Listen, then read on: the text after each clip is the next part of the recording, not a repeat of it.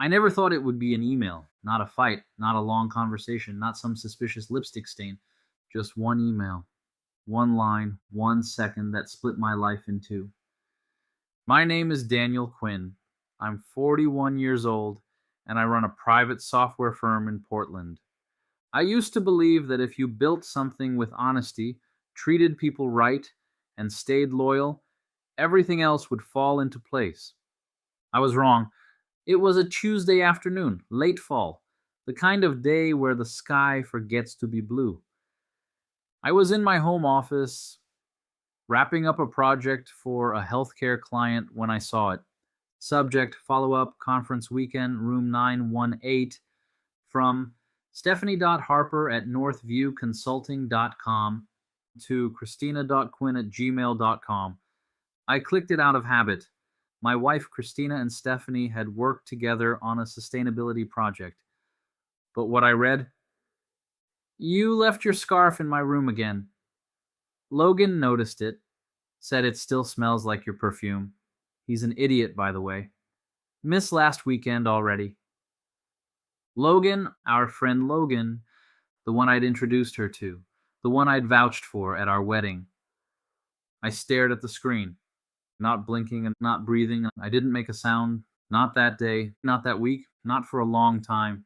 I didn't confront her that night or the night after.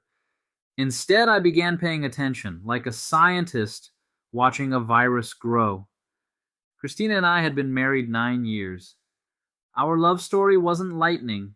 It was more like steady rain, constant, gentle, dependable. At least I thought it was.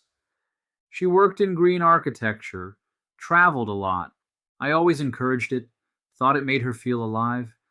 Now I saw it clearly: the late flights, the sudden weekend retreats, the long showers when she got home.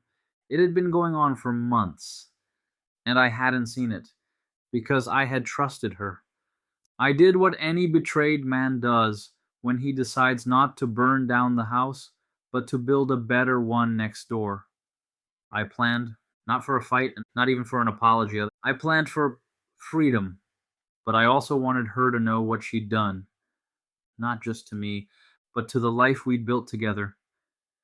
The first thing I did was call my friend Ria, one of the smartest people I know, and coincidentally, a divorce attorney.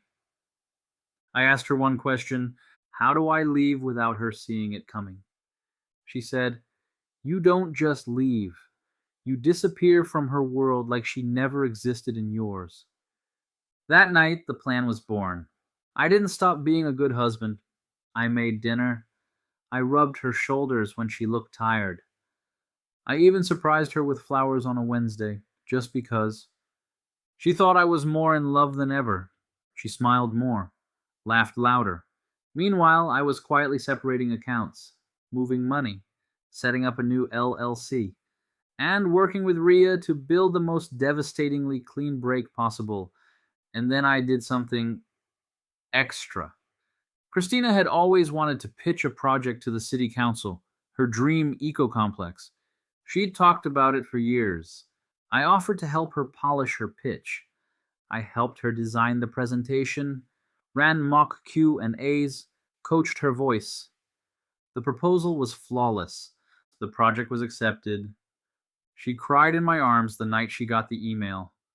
What she didn't know was this: the land she needed for the project was owned by a private group, one I now quietly controlled through a trust. The moment her affair became public record, through the divorce filings I'd prepared, the group would retract the deal. I wasn't destroying her dream.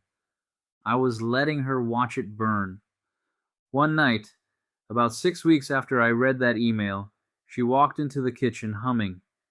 She was glowing. Said she was going to meet clients for drinks. Logan, no doubt.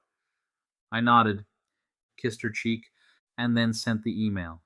Not to her, to Stephanie. I forwarded the original message, carefully CCing Logan's wife, whom I'd found through Instagram. Just a subject line: "You should know." Everything moved quickly after that. Christina returned home to a house that felt colder. Stephanie texted her in panic.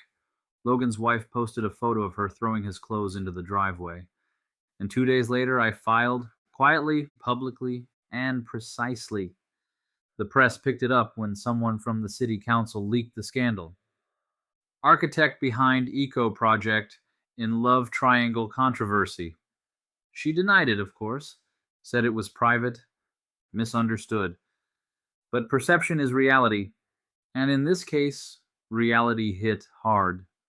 She begged to talk, begged me to forgive, to understand. I sat across from her in the lawyer's office, calm, collected. She asked me why I didn't scream, why I didn't fight. I said, because some people don't deserve the fire. They deserve the silence that follows it. The divorce was finalized in record time. She walked away with far less than she expected. Logan had been fired from his firm. Stephanie lost most of her client base. And me? I moved across the river, opened a small office, started fresh. But that wasn't the end. 6 months later, I opened my inbox. A message from an old city contact. Looks like the land for Christina's project just went back on the market. Guess the trust holding it pulled out. He added a smiley face. I didn't reply. I didn't need to. A year after it all, I stood in my new home, smaller, quieter, filled only with things I loved. A friend came over for dinner and asked, "Do you ever think about her?" I smiled.